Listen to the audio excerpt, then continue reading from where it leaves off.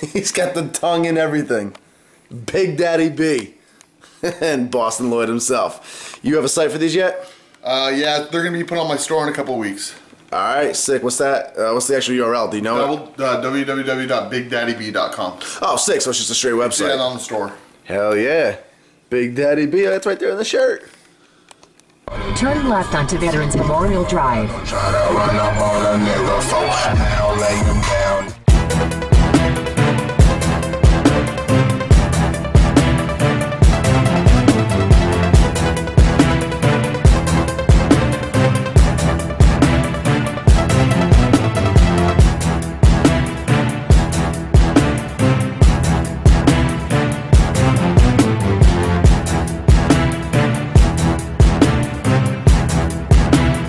In the place to be, courtesy. That's mad funny. What's good, family? It's Nick Wright Bodybuilding. And guess who lives 20 minutes away from me now?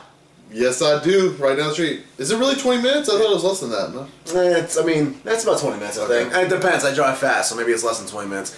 But either way, Bostin Loyd, Big Daddy B, the most controversial, infamous, famous, loved, hated bodybuilder in all of bodybuilding right now, online, got engaged to the lovely Ariella Giovanni Palumbo, and they moved in right here in West Warwick, which is one city over from me in Warwick. So now we can hang and train all the time. It'll be awesome. So guys, if you don't know who Bostin Loyd is, which most of you probably do, but if you don't, take a minute to check out his videos. Just type his name into YouTube. That's all you have to do. I've done a video with him before that really covered everything about him, so you can look it up on my channel. Just type in Nick Wright, Bostin Loyd. Those keywords will bring you to the video. And then check out his own channel, which will be in the info box below.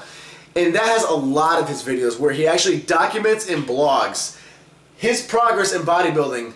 But I'm not talking about the diet. I'm not talking about the training. I'm talking about the drug use. He's the most open bodybuilder and the only NPC, nationally qualified? No, yeah. Nationally qualified bodybuilder to openly discuss all of the drugs that go into bodybuilding. You hear all these interviews with pro bodybuilders, NPC, national level bodybuilders, and they're always talking in the interviews about what they did for dieting and eating and training.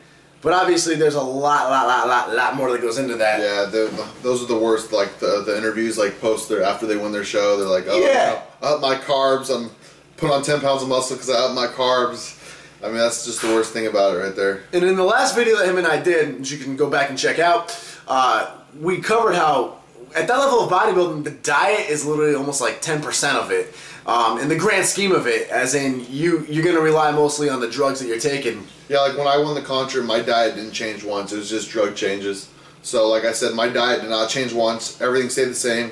The only thing that changed was my drug program. Training stayed the same. Everything stayed the same. So. Damn, so check it out. We're not going to go way back into recapping everything that he does and did, and because we covered that in the last video.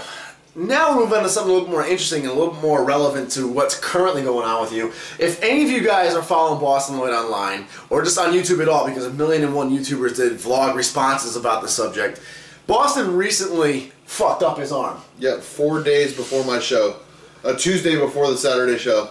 God. Right before me and Ariella were training arms that day, and right before the gym, probably about 10 to 20 minutes before the gym, I wanted to put gear into my outer head of my tricep, just to, for more blood volume, and which I usually do. What were you injecting? What was it? It was I think it was 3 cc's worth of 3 cc's worth of Winstrol, water-based Winnie, Masteron, and Nandrolone phenylpropionate, which is NPP, which is fast-acting DECA, all in the same syringe. But I got 1 cc in of whatever I was shooting, and within 1 cc in, all of a sudden, it was the worst pain I've ever had in my life. Like somebody was stabbing my arm with a knife. Oof. Immediately pulled out the needle. It fell into the sink, and I was screaming for a good 2 minutes, and then the pain lasted for 5 minutes.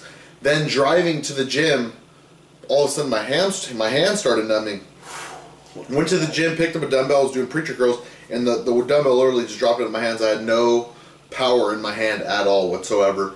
And then after that, my arm swelled up completely, and I had to back out of the show. I mean, even if I had no swelling and that was just a problem, that I would have still went on stage. But I mean, my arm was like a fat arm. I remember that picture. I still have scars and scabs because when my arm got so big, it just pulled from the skin, and like it had to, obviously now.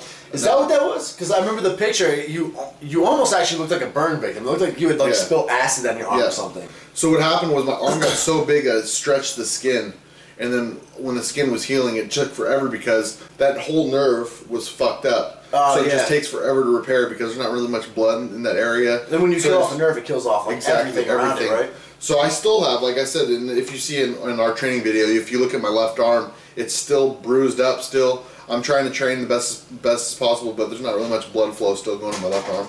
Damn. So on what, you might have said it already, but when did that actually happen?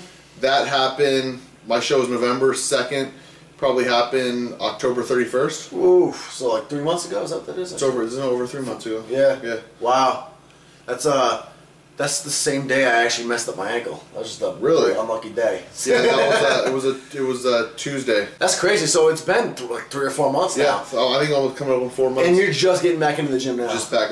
We started eating clean Sunday. First training session with Ariella was Monday, and she's dieting for the Junior USA's May 24th in Charleston, South Carolina. So I'll be down there for that show supporting her. But other than that, I just started basically Sunday. Wow. So have you been in the gym at all? I went to the gym, when she trained, because obviously she was still training, and I would just like do emails on my phone, like client emails, but I wasn't actually training. No. So you did nothing, not even like other parts of your body and stuff? And then I decided, since I have this big ass injury going on, might as well utilize it, and I got my glands cut out from my nipples. So for the gyno? For the gyno, yeah. I had minimal gyno. That wasn't the main reason I got it done. The main reason I got it done is because I do get sensitive nipples when I do run gear. I do lactate and all that shit, so I was like, I just want to get it done. I went to the best surgeon, Dr. Blau in New York. It was $6,000, but it was well worth it. Wow. And my left nipple's still puffy right now because it's still swollen from the surgery. Both my nipples are still swollen, but it's a 6 month to a year. It takes 6 months to a year for full recovery of that. How common is that in bodybuilding? I would say most pros have got their glands removed. Okay. Yeah, I would say most pros have got their glands removed at some point. That makes sense. I know a couple of... Because that means they could run unlimited amounts of stuff, and they're not going to get gyno. Gyno kills the bodybuilder on stage. I mean, if a guy goes up there with a great physique and he has gyno, they're more likely to get it to somebody else who does not have gyno. Damn. So, during this whole hiatus, like, how quickly after your injury did you go off of gear? I never got off test. Never. Okay, so you're still on test. I was doing one to 2 cc's if I was lucky, 2 cc's a week. I mean, don't get me wrong, for a full 2 weeks I just didn't shoot anything. After the injury, after I fucked it up, I was like, didn't shoot a single thing. And then I haven't shot any synthol since that day. Yeah, that makes sense. Well, it wasn't gear. It wasn't synthol that fucked it up. It was gear, but I mean, I synthol earlier that day. But I haven't shot synthol earlier in the day. Just been doing like 1 or 2 cc's of test, and I just started my cycle back, which I posted up on Facebook. I just started back on, what was it, Monday. I started my cycle Monday. Okay. So, this is the first time you did your foundation, your fundamental test while you're chilling, and then you just started. Because if I got off completely, I'd feel like shit. And I was going through a move. I moved from Northern California all the way across country to Rhode Island. I actually did 2 cross country trips in 5 weeks. Me and Ariella drove 6,000 miles in a 5-week period. So once in her Jeep, which got shitty gas, and then once in my nice looking Corolla. So. Oh man, so what's your gear looking like now? Like, how are you approaching this, getting back into it from a hiatus? Okay, so I started on Anadrol, and within 3 days, my appetite completely was gone. Mm-hmm. I put on 8 pounds in 3 days just from the water weight from the Anadrol, but I couldn't eat. I think it brings me, according to my blood work, which I'm going to post soon, I'm borderline anemic, which that probably takes me over to being, to that point. Yeah. And I just can't eat. I got off that completely, and right now I posted my cycle on Facebook. It's like 500 mgs of test, 300 mgs of DECA, 300 mgs of EQ every other day, IGF-1, growth hormone. I mean, just the normal stuff. Doing nothing really crazy. My appetite's fine. Ask him. I just devoured a big ass Chipotle bowl post workout. Yeah. So yeah, everything's going good. But I just started back, and like I said, I should be. In 2 months, I should be right back up to. Right now I'm 245. I should probably be about 265. And your goal is 280. 280, but not sloppy 280, like a 280 that, in a few years I want to be 280. Okay, so long term goal. Yeah, exactly. Cool. Well, if I put it on quick, it wouldn't be, obviously you can't Yeah, show them. it'd So be- it would be it'd be a lot wild. Yeah, I don't want to do that. So, what like today, for example, I saw you pin up on a couple of things. I know you take your That was the, I took, okay, before I trained today, I've never tried this stuff till recently, like last week, and it's actually, or I started Monday. It's actually, I've just started trying IGF DES. It's the fast-acting IGF-1. So, actually it's not, yeah, it's IGF-1 DES, which basically it's fast-acting IGF. So you shoot it like 30 to 45 minutes before you train. Mm-hmm. I did 50 MCGs. I did 25 in this spy, 25 in this spy, 30 minutes before I trained. The pumps were amazing today, so it definitely. I watched your arm literally grow and blow up like through the workout. Yeah, I had a crazy pump today, and I did it on my upper chest on Monday, and to be honest, my upper chest was retarded pump that day from the workout. I kept my pump post workout, and I woke up extremely sore in the upper chest region. So I definitely think this stuff works. I've heard a lot of stuff about it. My old coach, John O'Regan. He's probably the smartest guy I've worked with chemical-wise in the game. He's a book of chemistry. He was going to have me do massive doses, like 100 to 200 MCGs, and to me that's not worth it. I mean, it's a lot of money, and like I said, bodybuilding is a lot of money. Money put in, of course, not enough money out. So like for me to dabble with it, just to see how it is, so I could for future reference for my clients and stuff like that, to show them like, okay, if they have a weak body part, or if so let's say. Sometimes it's hard for them to get a pump in their lats or their back. I'll have them do that. And then post-workout, you saw me shoot the GHRP6, which is, I don't know if it actually does anything for your natural growth hormone release like it says it does. I just use it for the great hunger post-workout, because your most important meal of the day, in my opinion, is post-workout, when you're actually going to use those nutrients to its fullest. He actually offered me it too. He's like, "Want to try it out? But I was like, nah, I can't. I was like, it's legal. Why not? Just try it, So I did that, and I did the IGF-1 LR3, which is long-acting IGF-1 post-workout. And I did that in my other head of my bicep. And like I said, I had my shake, which was 50. It was 50 grams of isolyze from Species. It was 30 grams of Carbolyze from Species as well, and that's it. And like I said, I came home and I had that. The big ass Chipotle. Yeah, Chipotle. We went to Chipotle. You'll see the Chipotle footage either at the end of this video or just in a whole separate video, depending on how long this footage is. So what is your plan now, Bostin? How do you plan on progressing into these next few months coming up now that you're finally back into the gym and back on your stack? Well, the good thing is, like I said, like me and Ariella were getting settled at our new place, and now she started prepping for a show, so she's on her shit. She's eating every 2 to 3 hours, so now I'm gonna start eating every 2 to 3 hours with her. She's doing cardio post workout. I'll be doing 20 to 30 minutes of cardio post workout with her. I mean, if Dave ups your cardio to an hour, we'll probably end up going to the gym in separate cars, but we'll also do like 20 to 30 minutes with her. And now we're more on a regimen, since we're got our own place, we're settled in, and then we're just gonna go from there. That's the best when your partner can actually help you with motivation. Yeah, like we were both eating junk, and we weren't really motivating any. I mean, we were. Just, you have those periods. Plus, you were moving. Exactly. Yeah. So we didn't really worry about that. Which, you know what? When I was like 19 or even early 20s, I would take breaks from the gym and feel like, oh my god, my bodybuilding career is done. It's like now I'm just worthless. But it comes right back. It does, yeah. Really fast. So if you guys are going through a move, or you guys are having some problems with your financial situation or anything like that, just take time off. Don't get down on yourself. Just know it's going to come right back up. Do what you got to do to survive, guys. Get a job. Do what you got to do. To get yourself financially stable. And then once you're financially stable, you're like in a healthy relationship. Then go from there. And like I said, bodybuilding, it's all temporary. We can only do this for 30, 40 years, and our bodies are just going to start declining on us. So I mean, utilize it, but I mean, it's not the end of the world. Right, I agree with you completely. How many different things you run right now upon just coming back? Running now? Yeah. Test, DECA, EQ, Masteron and Enthate, IGF-1 LR3, IGF-1 DES, GHRP, 6, CJC, HGH, and I'm not on insulin, so 9. 9 things? And everything. Well, letrozole too, which is anti-estrogen, so 10. Yeah, I feel you. I take whey protein and creatine, and sometimes like C4 all on the same day. That's like 3 things at once. All right, so is it gonna go up from there? Like when people like think like, oh my god, he's using 9 things. Like a lot of people, like, a guy did a video, like Tiger Fitness did a video on me saying, like, oh my god, these pros don't use anything like Bostin Loyd does. I don't know where this kid's coming from. Guys, like, when you ask a pro, do you take steroids, or even if you're a credible source, even if you're another, you know, national level bodybuilder and you ask a pro, guys, you don't understand. He would literally have to say, come, if he was genuine about it, he'd be like, come over, let's sit at the table and we'll talk about it. He would literally have to talk to you for 20 to 30 minutes to tell you what he shoots throughout the day, meaning, okay, I get up in the morning, I take my anti-estrogen, I go to my fridge, I shoot my, you know, growth, then I eat, then I come back and I shoot my Humalog fast-acting insulin. Then before the gym, I do this, I do that, I do this, I do that. They don't have to sit there for 15, 20 minutes. So I think what pros do, first, they don't want to be judged like me. I mean, I don't care if I'm judged, that's why I just don't care. But I don't think pros want to be judged like, oh my god, he does that much. So if you ask a pro, obviously he's not natural. He's not going to be like, I'm natural, man. They're just going to be like, oh, I take this and I take this.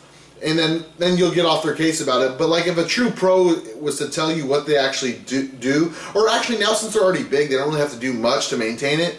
I think it's when they got to that point, what they had to actually do, they'd have to sit with these guys for 20 or 30 minutes, right. And then these guys would get judged like completely like, oh my god, you do that much. Yeah. I mean, it's kind of, like I said, it's a sick sport. I mean, you got to do some crazy things. Well, even just being an onlooker myself, because I've never had to deal with pinning up, so it's kind of cool to see, like, but even just watching you, from what you told me, what you did today, like before and after the gym, was just a very basic, systematic thing for you. But at the same time, I'm watching you, and it looks like you know, you took one needle out, injected this bicep, you took the other needle out, injected this bicep. Like before that, you were like measuring them all, put the ice pack. So like I said, like it's routine for me. And like I said, right now, but like believe it or not, it's not a lot when I'm taking. Like it's not.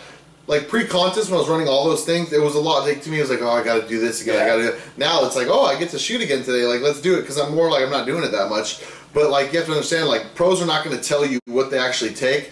They'll give you a little summary. Yeah. But they're not going to be like, yeah, on my weak body part day, I shoot 3 cc's of test suspension in each bicep head, and then I come home and I shoot this amount of IGF, and then I come home and then I shoot growth hormone after the next meal. I'm actually shooting growth hormone like every 2 hours at this point. Like they're not going to go into detail because you're going to look at it and be like, are you crazy?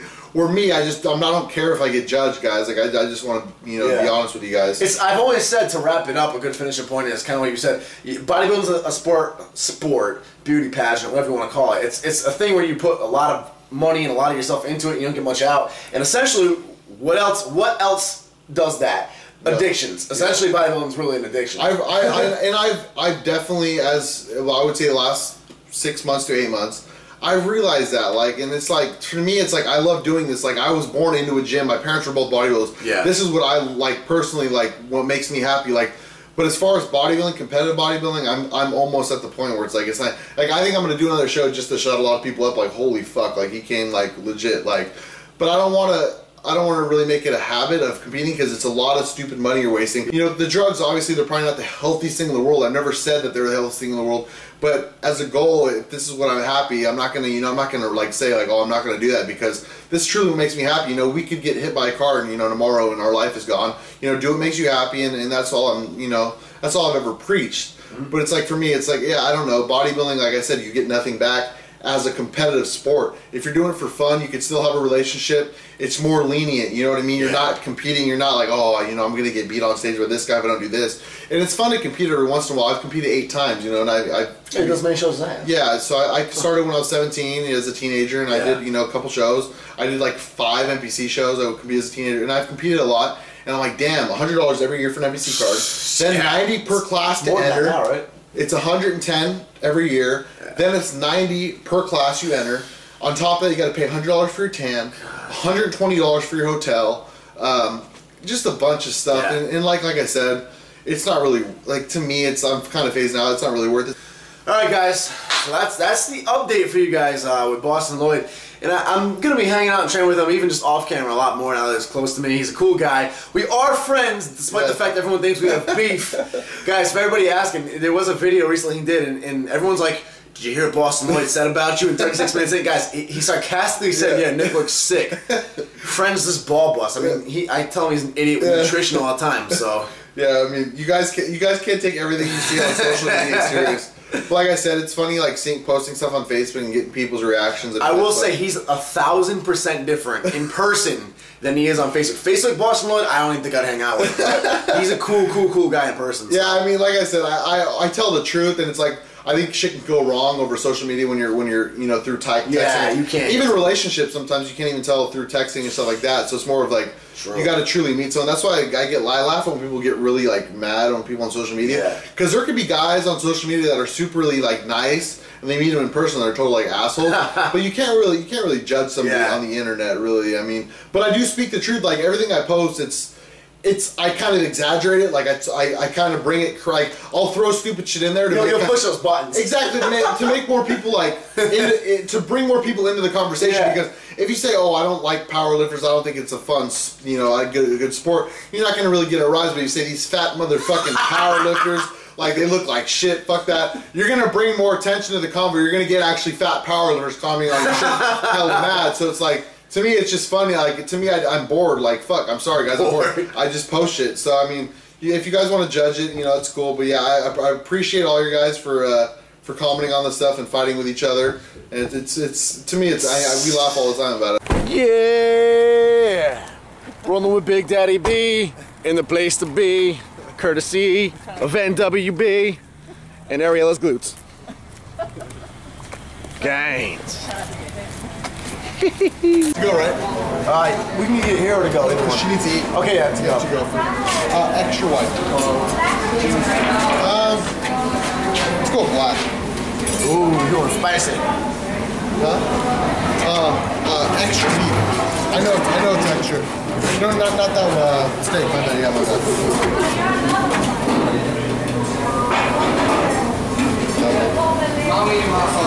Strength, Marinette. Woo! NWBLifestyle.com. You got him to cram in so much right there. Hell yeah. That has to weigh like 2 pounds. Let's open it up. Ladies and gentlemen, while you're waiting for him to open it, this is the actual oil he injects into his triceps. Sir, look at the size of that needle, dude. That's a big ass needle. You think your gauge needle's big? That's a huge syringe right there. Yeah. Ooh. 12 ounces. Of just steak. I almost sat on a cat. Oh my goodness.